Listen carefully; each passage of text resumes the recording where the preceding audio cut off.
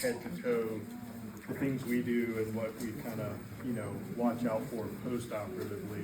Anytime you want to stop or focus on something, please let me know. The things I want you to walk away knowing is, please call us whenever there's any question. Our cell phones are out there. If you can't get one of my partners, my phone is always on. Once a year, maybe I'm on a plane and can't answer the phone. Otherwise, I'm happy to answer any questions. So we want you to call. I've talked a little bit about other ways of communicating, being in the OR for prolonged periods of time, going to multiple hospitals. We don't see secure chat for forever in a day, so that's really, if it's something very routine, like patient can follow up with you as an outpatient, no big deal. But if you want to talk to us, just please call. The last thing I'll say, we're not going to get frustrated by any call, so if there's a concern, a question, call as soon as you can. We'd want to know sooner than later. Kind of starting from the head down, carotid patients that come up here, the majority of what we're doing is still open carotid endarterectomy. Some will come up with a drain, some won't. Certainly that drain output we want to be aware of. If it's putting out more than 50 cc's in a shift, kind of let us know that. That's pretty rare, but that's gonna occur occasionally. Any neck hematoma that you're concerned about, call right away. We would want to look at that. Blood pressures we always talk about, we don't want them too high, too low. There's a lot of kind of back and forth about where to keep the mean arterial pressures. We want to keep them high enough that they're perfusing their brain, but at the same time, one of the real complications of carotid endarterectomy is reperfusion syndrome. They can get very bad headaches, and very rare people have a post-operative intracranial subarachnoid hemorrhage. So worst headache of their life kind of thing we would want to know immediately and do a non-contrast scan of the head. So those are the big things with carotids. Watch it. Besides the neurological exam, watch out for the hematomas, drain output when we have drains in, and maintaining that blood pressure. Again, if they're talking and neuro exams normal, we can go down on the MAP requirements. I'd rather them off of vasopressors, and we can adjust those things. Going into the abdomen and pelvis. Aneurysms, most of the aneurysms now that we do are going to be endovascular, so they're going to have the two small incision sites at each groin. Certainly pay attention to those. The distal pulses, we try to give you a good idea what the distal pulse exam was. Most of these people have also severe arterial disease, so you may not palpate a pulse, but we'll document the Doppler signals that we are hoping to see. The bottom line is if they're moving their toes and not complaining about their feet, they're most likely fine, but we still want a good vascular exam whenever possible.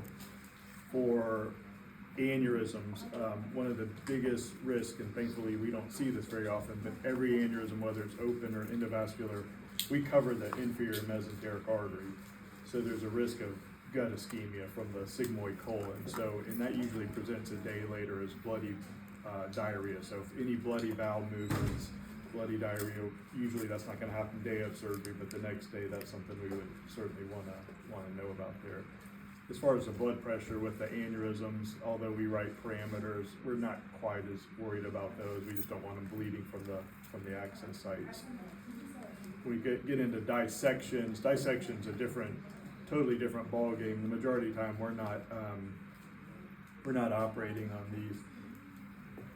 Sometimes I think there's confusion between dissection and aneurysm. Dissections can certainly turn into an aneurysm, but the arterial wall is typically three layers. The inside layer is called the intima, the middle layer, the media, is the muscle layer, the outside layer is called the adventitious. So the blood should be going through here. When a dissection occurs, it's typically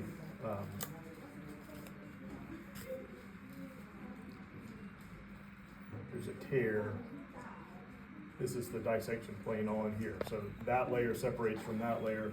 Blood starts to go into this false lumen. It still can go into that true lumen, but what happens over time is that false lumen gets bigger and bigger, it starts to close off this true lumen, so it collapses it. So what we're looking at with a dissection is there end organ malperfusion. So depending on where that dissection is ascending, we're worried about the brachiocephalic vessels that can stroke.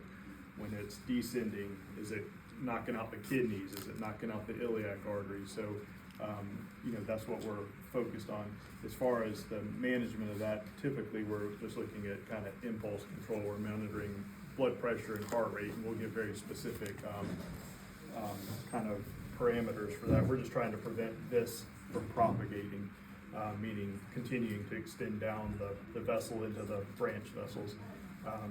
Sometimes it does require an operation. Most of the time when that's the case, we're still sending folks to Atlanta, because a lot of these start out in the thoracic aorta, and right now we just don't have the credentials to do that down here, although all my partners and I, we all train to do thoracic stuff. And although that may be something we do in the future, that would require anesthesia, being on board with it, and really you guys, because then we're starting to talk about working with spinal drains and things like that, because we're worried about spinal cord ischemia. So that's not something that's on the horizon for the next year or two, but I would say in the next 10 years, I imagine, as the hospital continues to grow, that we quite possibly will be doing those things. Also in the abdomen, the mesenteric ischemia really breaks down into two parts. Chronic mesenteric ischemia, we get called about CT scans where they have blockages in the superior mesenteric artery, celiac artery. So these are chronic diseases just like lower extremity. The typical symptoms of that are people have a fear of food. They say they eat, 5 minutes later they're having terrible cramping and they don't want to eat, they lose weight. The reason they're having cramping is that oxygenated blood is not getting to the intestine. At rest, the intestine's not asking for a lot of blood, but all of a sudden you eat, it wants blood, and it hurts. Just like if you start walking a long distance and you have claudication in your legs. At rest, you're doing all right. You start walking, 5 grocery aisles and your legs start hurting. Your muscles asking for more oxygen, it's not getting it. So the same thing happens with the bowel. Acute mesenteric ischemia is typically related to like atrial fibrillation, or something is clotting that all of a sudden you're losing the blood flow to the intestine. That's certainly a surgical emergency. When that occurs, your people are at risk of losing pretty much the entire small bowel. When we have those cases, we'll be very specific about how to manage those. The biggest thing is staying on the heparin almost no matter what. After they have such an ischemic injury to the bowel, we're going to expect them, all that mucosa on the inside Medical of alert, rapid response team, to center, 270A. Medical alert, rapid response team, to center, 270A. So the mucosa is going to be injured, and within a day or 2, 3 afterwards, they're going to start passing a bunch of that mucosa. It's going to look like jelly coming out. So if that occurs, certainly we would want to know about it, but sometimes that can be confused for GI bleed. It's really, they're just sloughing off all that mucosa there. As far as lower extremity goes, we do a lot of lower extremity surgery here, and these are the ones where any change in a pulse exam, go ahead and call us and we'll at least walk you through it on the phone. I just want y'all to be confident in your own exams. If you know something's changed, let us know. For chronic lower extremity ischemia, when we do bypasses and things like that, sometimes when the bypass goes down, you may notice a change in the pulse exam. The patient may not be complaining, they may just go back to what they were when they came in. We still want to kind of know about that as soon as possible, because the sooner we can re-intervene when needed, the better. Sometimes they'll present with more profound ischemia and they'll kind of declare themselves. Anytime, we keep talking about motor function in the foot especially, if they're moving their toes, they're getting oxygenated blood to those toes. But just be careful when patients are moving their toes, if they're just clicking their, moving dorsiflexing and plantar flexing their foot, and you look at their toes, well, the toes are moving, but that's not motor function in the toes. They gotta actually move their toes. So just be, that's why really taking the bed sheet off and looking at the toes individually to make sure they're moving them. You guys see a lot of ischemic digits from pressor use. Those are things certainly we want to know about early. Unfortunately, while they're on the pressors, that's just the nature of how the medications work and what they're doing. You're shunting blood back to vital organs, which don't include the arms and legs. So they take a big hit, and there's not a whole lot you can do other than give it time, let it kind of declare itself. But still, I think for everybody's sake, us knowing earlier than later that there's a ischemic limb, just so that we can document that. Some of this turns into medical, legal stuff, and it's just to really protect all of you, that you call the vascular surgeon and we can be the ones to say, yes, there's nothing to do about that. It'll just save you a lot of heartache potentially later on. So acute lower extremity ischemia, when these folks all of a sudden clot off something, they're gonna have the kind of the 5 Ps typically, the pain, the pallor, or the whiteness or paleness of the skin, poikilothermia, meaning cold skin, you just think they're gonna feel cold, paresthesias, so they're not moving their, or they can't feel their toes as well as the paralysis. So, you know, really just kind of paying attention to those. Now, some of those can be misleading sometimes. You have diabetic patients, they don't feel their feet well. Unfortunately, one of the most common things to miss is skin changes in African Americans. This happens in outpatient settings all the time. People don't realize there's a change in the skin tone and it's not observed. So you really have to pay very close attention to everybody. But again, with skin tone, it's going to be much more obvious if you have a lighter skin tone than a darker skin tone. But it's just paying, you know, again, super close attention to that. I know that's kind of a brief 10-minute rundown from head to toe of the things we look for in vascular surgery. Again, call us anytime you have a question. We're happy to answer. If you can't get one of us, our cell phone, we'll all answer our cell phones. If one of my partners doesn't answer, you know, my phone number's in there, call me and I'll answer. I don't want to talk. If there's specific questions or issues that y'all have had come up that I can help with, let me know. So that was great. I have a question. Yeah. Going back to the acute mesenteric ischemia, and those times when you do see some sloughing happening, would it be a reasonable approach to monitor vitals, check a H&H? Yeah. So I think, you know, looking for signs of active bleeding, you know, vital sign changes, certainly, you know, tachycardia, hypotension, but also, yeah, getting an updated hemoglobin, and we can kind of trend that.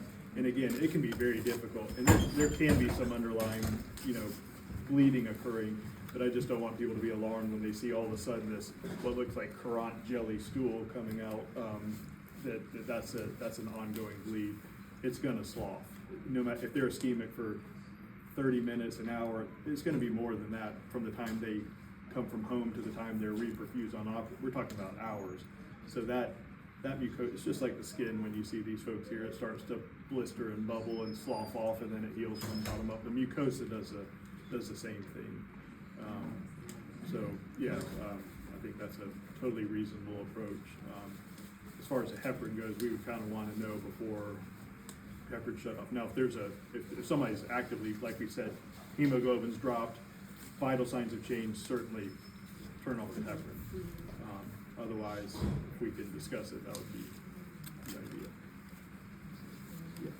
Quick question on the heparin. Like, when do you expect us to give the shot, like a heparin shot?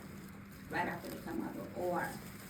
So, and I'll go through my partners with this, we should write specifically in our order when we want them restarted on the heparin. One of the other things, it depends on the pathology. There's some folks that we operate and maintain them on heparin throughout the entire surgery. 270A, all clear. Rapid response team, 270A, all clear.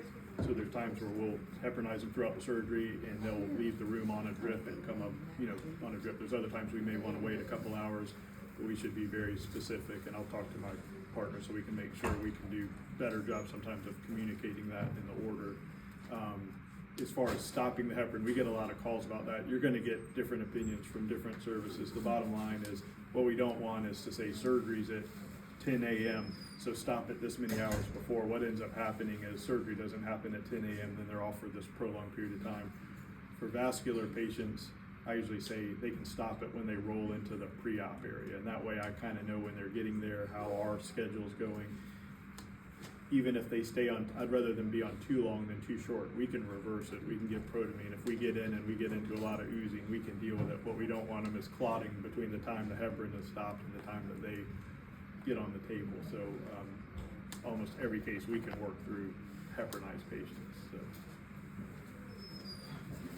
Now, as far as beds as an ICU, you get some patients that are like cobards, Yeah. and you plan they're gonna be here and they end up being ICU, ICU, and yeah. they're bypasses, you're planning for ICU, what's your criteria to say, And that's another great question. I've talked with Peg Control about this and getting everybody kind of on the same page. Historically, we put all the bypasses and carotid patients in the ICU. And as the hospital gets busier and we can work with y'all's team on this, there may be some opportunities to decrease the number of patients that automatically come to the ICU. What's been done in other hospitals and described in the literature is watching people for 4 hours in the PACU. Most of the things that are gonna happen to somebody, whether it's a stroke or a bleeding problem, it's gonna happen within the first 2 hours after surgery. So keeping them in the PACU for at least 2 to 4 hours and then going to the IMCU is an option. And at this point, it's still kind of provider preference, and we all kind of do things a little different. But I think, talking about these things with you, it kind of, inspires us to regroup a little bit and come up with strategies to make things a little bit, we don't want straightforward protocols. Everybody's different, every patient's different. But I know that y'all are getting so busy that if we have an opportunity for some of these carotid patients that are very straightforward to just know that they're gonna be watched down there for 4 hours and go to the intermediate care. And the same with some of the bypasses. What I would say is, in general, a straightforward femoral to above knee popliteal or femoral to femoral, those could safely go to the intermediate care. When we start doing vein bypasses all the way down to the foot, these are more invasive, longer operations, 4, 5, 6 hours sometimes. Lots of incisions to harvest. When you do a cabbage, you're taking this much vein to do this cabbage. When you're doing a bypass from here to here, we've got to harvest this much vein. That's a tremendous amount of soft tissue, but also time under anesthesia to obtain that vein. And we need, very careful pulse exams when we're doing a bypass below the knee. It's usually for tissue loss, and if that bypass goes down, we're in trouble. So those are kind of some of the things that, we can talk about with y'all's team and try to how to have some expectations of what's gonna come to y'all and what will go to intermediate care. Right now, it ends up being doctor preference, or the hospital calls us 3 hours and says there's still no bed available, and we end up downgrading.